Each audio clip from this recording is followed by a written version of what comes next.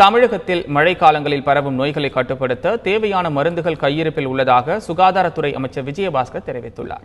மழைக்காலங்களில் பரவும் தொற்று நோய்களை தடுப்பது குறித்து அமைச்சர் விஜயபாஸ்கர் தலைமையில் ஆலோசனைக் கூட்டம் சென்னை ஓமந்தூரா தோட்டத்தில் நடைபெற்றது.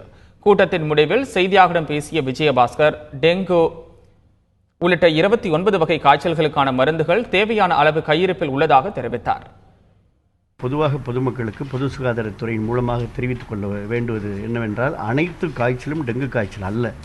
இருந்தாலும் கூட காய்ச்சல் கண்டவுடனே அரசு மருத்துவமனைக்கு வர வேண்டும் என்று பொது சுகாதாரத்துறையின் மூலமாக பொதுமக்களுக்கு வேண்டுகோள் விடுக்கப்படுகின்றது. காரணம், 29 வகையான வைரஸ் காய்ச்சலை என்ன காய்ச்சல் என்று கண்டுபிடிக்கக்கூடிய அத்துணை வசதிகளும் அதற்கு தேவையான மருந்து, மாத்திரைகள், ஃப்ளூயிட், பிளட் காம்பனன்ட் உள்ளிட்ட அனைத்தும் அரசு மருத்துவமனைகளே போதிய அளவில் இருக்கின்றன. ஆகினால பொதுமக்கள் இந்த பொது சுகாதாரத்துறை வேண்டுகோளை ஏற்றுக்கொள்ள வேண்டும் என்று அன்போடு கேட்டுக்கொள்ளப்படுகிறது.